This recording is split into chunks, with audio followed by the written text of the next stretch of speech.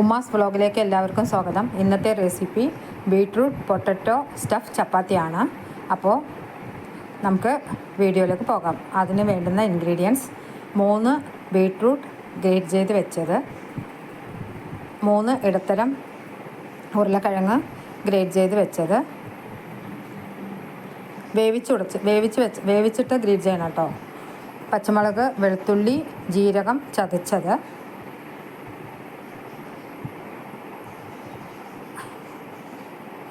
Pan ചൂടായി വന്നിട്ടുണ്ട്. അതിലേക്ക് എണ്ണ ഒഴിച്ച് കൊടുക്കാം. 2 ടേബിൾ സ്പൂൺ എണ്ണ ഒഴിക്കാം.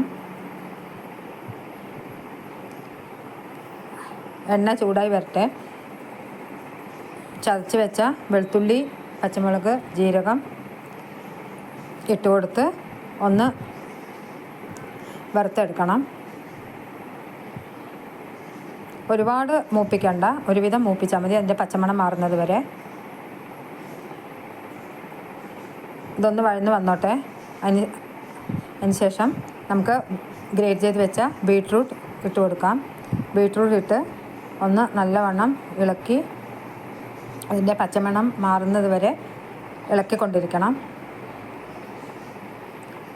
ഗ്യാസ് സിമ്മ് ചെയ്യുക. പച്ചമണം ഒന്ന് മാറിക്കിട്ടിയാൽ മതി, അതുവരെ ഇളക്കണം. എല്ലാവരുടെയും ഒന്ന് ഇളക്കി യോജിപ്പിച്ച് കുറച്ച് വെള്ളം ഒഴിച്ച് നന്നായി വേവിച്ചെടുക്കുക. അതിനാവശ്യമുള്ള വെള്ളം ഒഴിക്കുക. ഒരുപാടും വെള്ളം ഒഴിക്കരുത്. നമ്മൾ ഉപ്പേരിയൊക്കെ വെക്കുന്നത് പോലെ കുറച്ച് വെള്ളം ഒഴിച്ചാൽ മതി. ഗ്രേറ്റ് ചെയ്ത് വെച്ചതുകൊണ്ട് അതിൽ നിന്ന് വെള്ളം താനേ വരും. അതുകൊണ്ട് കുറച്ച്, എന്നാൽ വേവുകയും വേണം.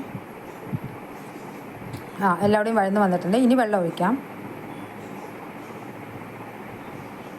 ഉപ്പിട്ട് കൊടുത്ത് വെള്ളം ഒഴിച്ച് നല്ലവണ്ണം വേവിച്ചെടുക്കുക.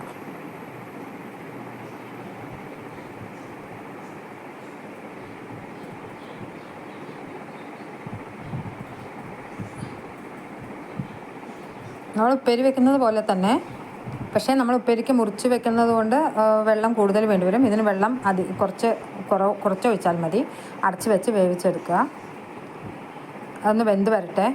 വെന്ത് വന്നതിന് ശേഷം നമുക്ക് ഗ്രേറ്റ് ചെയ്ത് വെച്ച പൊട്ടറ്റോ, വേവിച്ച് വെച്ചതാണ് കേട്ടോ, വേവിച്ച് വെച്ച പൊട്ടറ്റോ ഇതിലേക്ക് ഇട്ട് കൊടുക്കാം. ഗ്രേറ്റ് ചെയ്ത് വെച്ചാൽ ഇങ്ങനെ എല്ലാവരുടെയും ഒരുപോലെ കിട്ടും. അല്ലെങ്കിൽ നമ്മൾ വേവിച്ച് ഉടയ്ക്കുകയാണെങ്കിൽ അതിൽ കഷ്ണങ്ങളായിട്ട് അവിടെ ഉണ്ടാവും. പൊട്ടറ്റോയും ഇതും ഗ്രേറ്റ് ചെയ്ത് വെച്ചാൽ നമുക്ക് ഫില്ലിങ്ങിന് നല്ല ഒരു ഫിനിഷിങ് ഉണ്ടാകും. അപ്പോൾ അത് നല്ലവണ്ണം രണ്ടും പൊട്ടറ്റോയും ബീട്രൂട്ടും നല്ലവണ്ണം യോജിച്ച് ഈ പരുവം ആക്കണം. എന്നിട്ട് സാധാരണ നമ്മൾ ചപ്പാത്തിക്ക് മാവ് കുഴയ്ക്കുന്ന പോലെ കുഴച്ച് ചപ്പാത്തി ചുട്ടെടുക്കുക.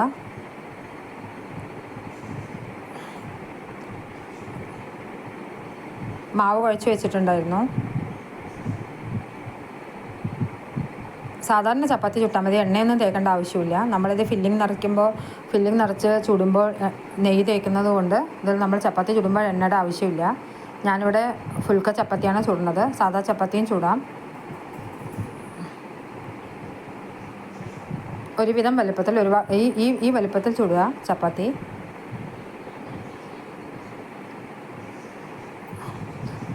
കുട്ടികൾക്കൊക്കെ, ബീട്രൂട്ട് കഴിക്കാത്ത കുട്ടികൾക്കൊക്കെ ഇങ്ങനെ പൊട്ടറ്റോയും ബീട്രൂട്ടും കൂടി സ്റ്റഫ് ചെയ്ത് കൊടുത്താൽ അവർക്ക് ഇഷ്ടപ്പെടും. നല്ല ടേസ്റ്റ് ഉണ്ടാവും.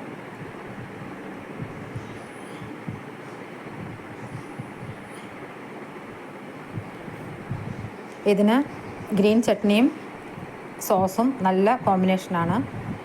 മല്ലിത്തഴ, പച്ചമുളക്, വെളുത്തുള്ളി, ഇഞ്ചി, ജീരകം ഇട്ട് അരച്ച് വെച്ച ചട്നി ഇതിന് നല്ല കോമ്പിനേഷനാണ്. ചപ്പാത്തി റെഡി ആയിട്ടുണ്ട്.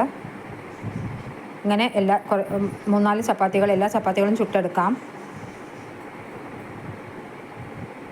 ചപ്പാത്തി ചുട്ടതിന് ശേഷം ഇതിൻ്റെ ചപ്പാത്തിയുടെ നടുക്ക് ഈ ഫില്ലിങ് 1 സ്പൂൺ അല്ലെങ്കിൽ 1.5 സ്പൂൺ ഫില്ലിങ് വെച്ച് നടുക്ക് മാത്രമേ തേക്കാവൂ. നമുക്ക് സൈഡ് ഒട്ടിക്കാനുള്ളത് കൊണ്ട് നല്ലവണ്ണം തേച്ച് കൊടുക്കുക.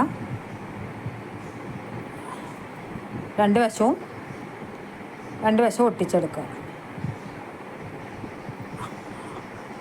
അങ്ങനെ 4 വശവും ഫോൾഡ് ചെയ്തിട്ട് ഇങ്ങനെ മടക്കി വയ്ക്കുക. അങ്ങനെ എല്ലാം ഫോൾഡ് ചെയ്തെടുക്കാം, ഫില്ലിങ് നിറച്ചിട്ട്. എന്നിട്ട് ദോശക്കല്ലിൽ വെച്ച് വെണ്ണയോ നെയ്യോ എന്ത് വേണമെങ്കിൽ ഇടാം. ഞാനിവിടെ നെയ്യാണ് ഇട്ടത്. നെയ്യിട്ട് 2 വശവും തിരിച്ച് മറിച്ചും ഇട്ട് 2 വശവും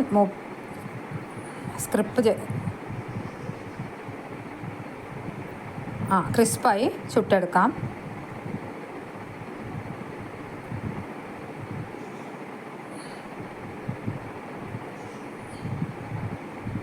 ബീട്രൂട്ട് പൊട്ടറ്റോ സ്റ്റഫ് ചപ്പാത്തി റെഡി. എല്ലാവരും ട്രൈ ചെയ്ത് നോക്കൂ.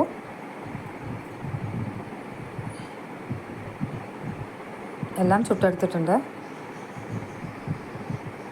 മറിച്ചിട്ട് സാവധാനം മറിച്ചിട്ട് ചുട്ടെടുക്കുക.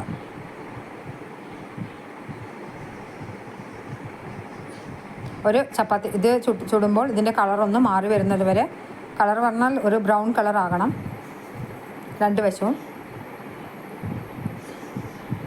നമ്മൾ ഈ പഫൊക്കെ കഴിക്കുന്നത് പോലത്തെ ഒരു ടേസ്റ്റ് ആയിരിക്കും. നല്ല ടേസ്റ്റാണ്. എല്ലാവരും ട്രൈ ചെയ്ത് നോക്കൂ.